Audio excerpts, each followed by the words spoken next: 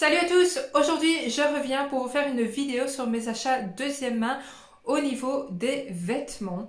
Alors il y a quelques temps d'ici, j'ai décidé de consommer deuxième main au niveau des vêtements. Alors je ne suis pas à l'abri d'acheter en fast fashion, ça s'appelle comme ça, oui, en fast fashion. euh, voilà, dans les semaines et jours et années qui viennent. Mais j'essaye vraiment de concentrer plus mes achats sur les achats deuxième main. Voilà, parce que au final, j'y trouve mon compte. Il y a quelques années d'ici, c'était hors de question pour moi d'acheter en deuxième main. Maintenant, j'arrive tout doucement à apprécier ce genre de mode d'achat. D'ailleurs, je kiffe maintenant. Voilà. Alors, par contre, au niveau des sous-vêtements et des chaussures, voilà, je consomme nouveau. Également pour tout ce qui est basique, genre top à bretelles et compagnie. Mais voilà, ici j'essaye vraiment de ne plus faire que des achats deuxième main. Bref, donc si cette vidéo vous intéresse, je vous invite à regarder la suite. Alors, où je consomme seconde main? Alors, il y a déjà le site Vinted, connu par tous. Voilà. Et il y a aussi les friperies physiques. Alors moi, ce que j'ai fait quand je me suis intéressée aux achats de deuxième main, donc il y avait Vinted, donc j'étais sur Vinted et tout ça. Après, je me suis dit, mais il doit quand même bien exister des boutiques et compagnie.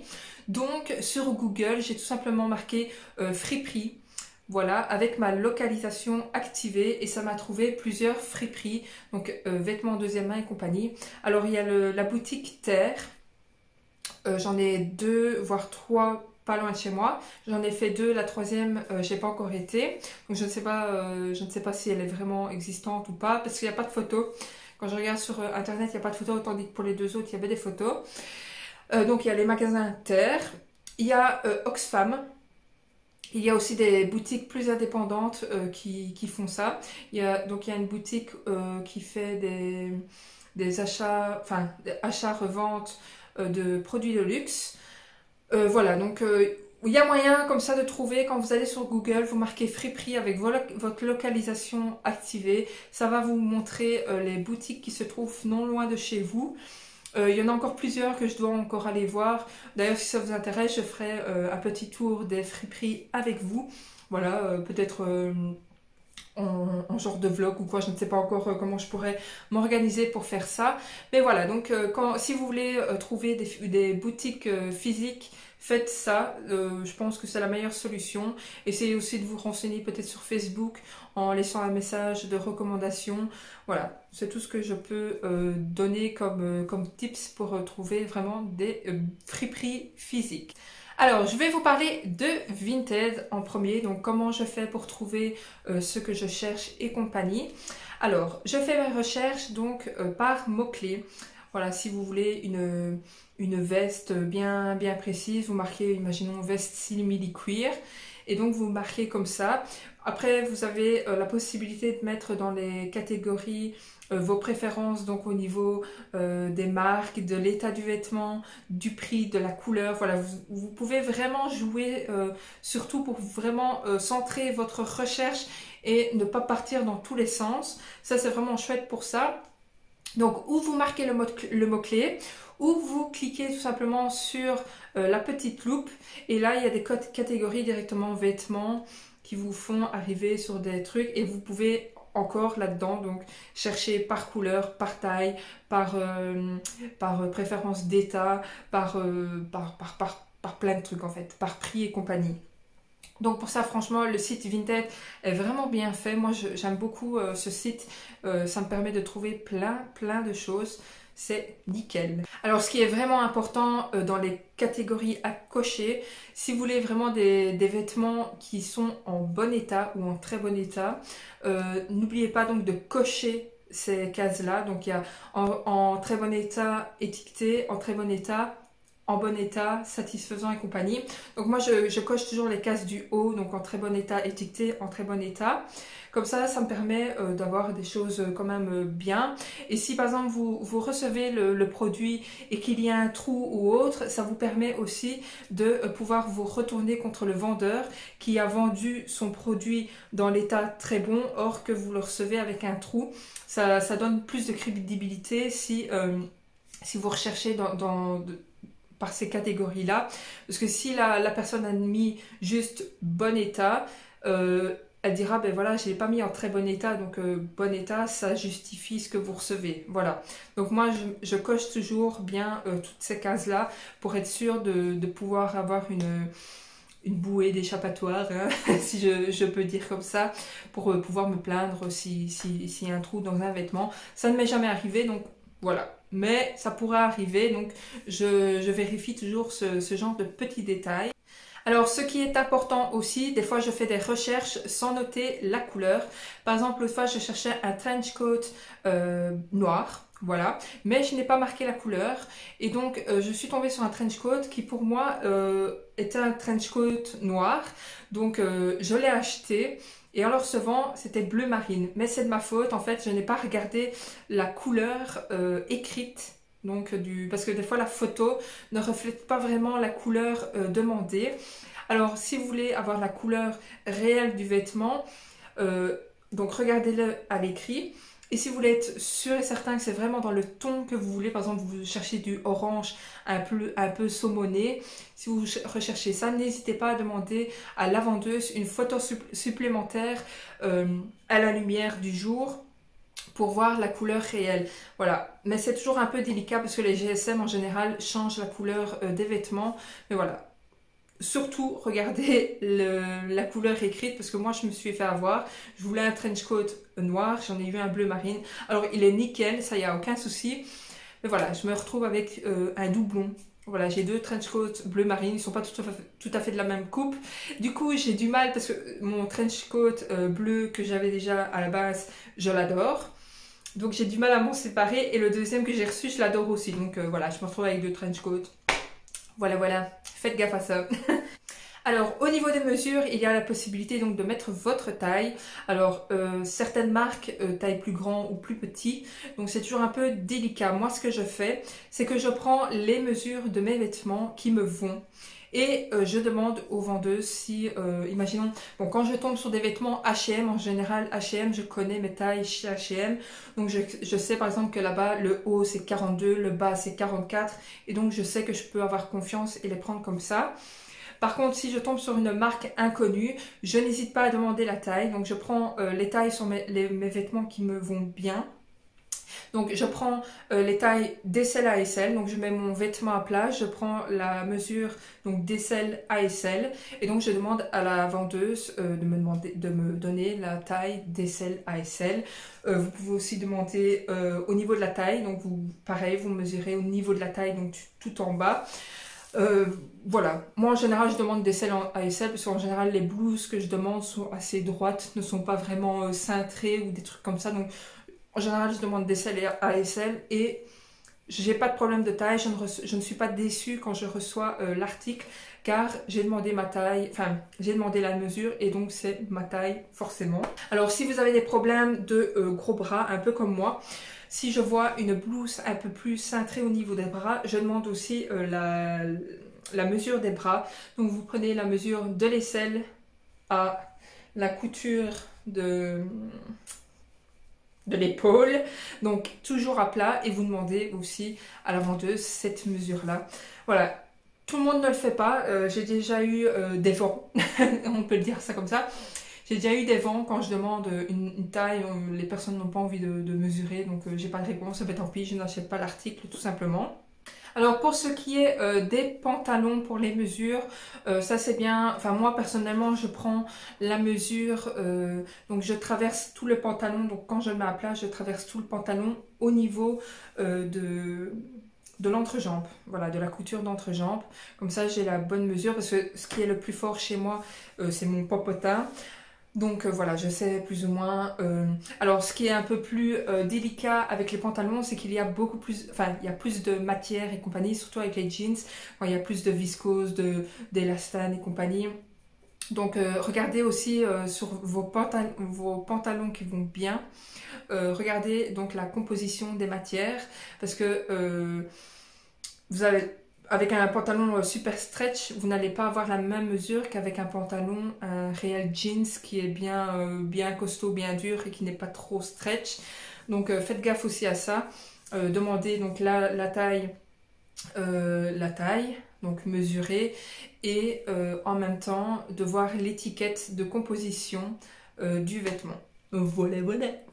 Alors, si vous achetez un vêtement de marque, n'hésitez pas à demander la photo de l'étiquette, photo de peut-être un carnet d'identification du vêtement. Enfin, ça c'est plus pour les montres et compagnie. Mais voilà, par exemple pour les montres, vous pouvez faire ça. Vous pouvez demander, en général on reçoit un petit calepin ou une petite boîte avec la marque et compagnie qui certifie bien que c'est la marque en question. Donc voilà, ne vous faites pas avoir parce qu'il y a beaucoup de contrefaçons. Au niveau des recherches, quand vous pouvez mettre les marques, alors il y en a qui sont honnêtes, qui mettent AliExpress, Primark et compagnie, donc ça c'est bien, c'est bien, c'est bien, c'est bien. On sait ce qu'on achète au moins, mais il y en a certaines pour faire passer genre, ils mettent boutique indépendante ou vintage.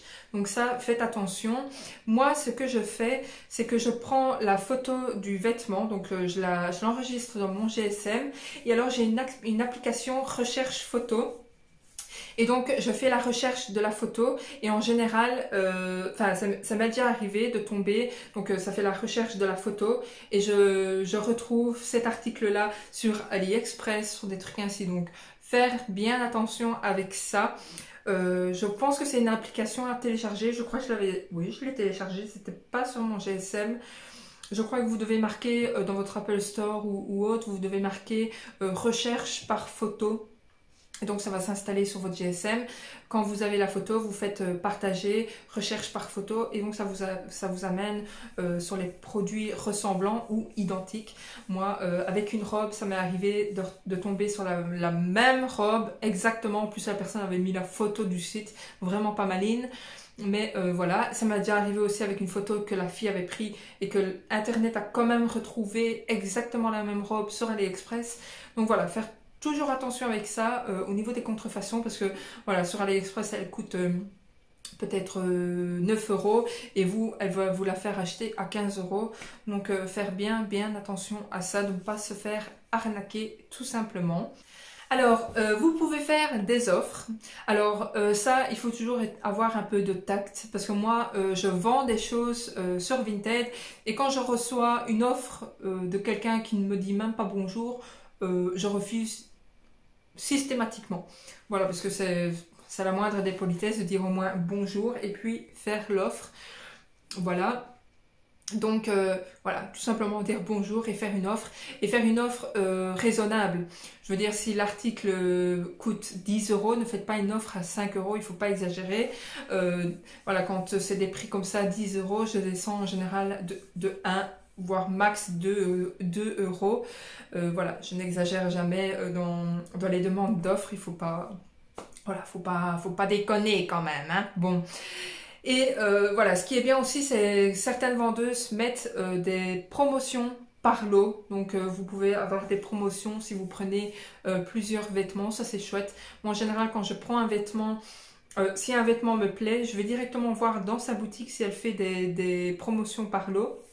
Et des fois je regarde et ça m'est déjà arrivé d'acheter plusieurs vêtements d'une même vendeuse parce qu'il y avait des promotions. Alors attention de ne pas tomber dans la surconsommation en faisant ça. Mais voilà, moi c'était des choses que je trouvais jolies et que j'avais vraiment envie, j'avais vraiment besoin de racheter des vêtements. Donc voilà, en même temps vous faites ce que vous voulez, hein. Si vous voulez surconsommer, vous surconsommez. Je ne suis pas ici pour faire l'avocat du diable. Vous faites ce que vous voulez de votre argent, de votre conscience et compagnie. Donc voilà. Et donc toujours par rapport à ces offres-là, moi en général ce que je fais c'est que je mets les vêtements qui me plaisent en favori et j'attends que l'annonce vieillisse. En général quand l'annonce est là depuis 2 mois, 3 mois, les gens ont plus envie de se débarrasser de tout et donc acceptent plus facilement les offres que vous leur faites. Également quand je fais mes recherches, vous avez la possibilité de faire apparaître les nouveautés mises sur le site en premier. Moi des fois j'essaie d'aller voir le plus loin possible pour que l'annonce soit plus vieille et que je puisse faire une offre qui sera peut-être plus facilement acceptée tout simplement. Voilà, donc c'est un petit truc que je peux vous donner au niveau des offres à faire. Alors maintenant je vais passer au point comment je fais mes recherches, comment j'axe mes envies tout simplement.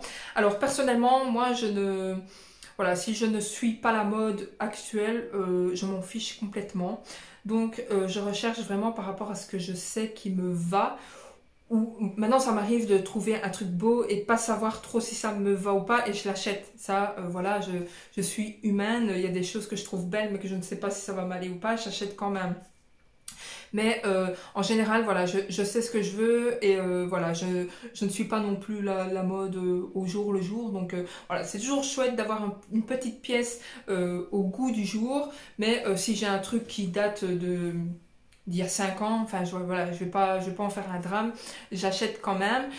Alors j'aime beaucoup m'inspirer donc sur Instagram, sur Pinterest, au niveau des tenues.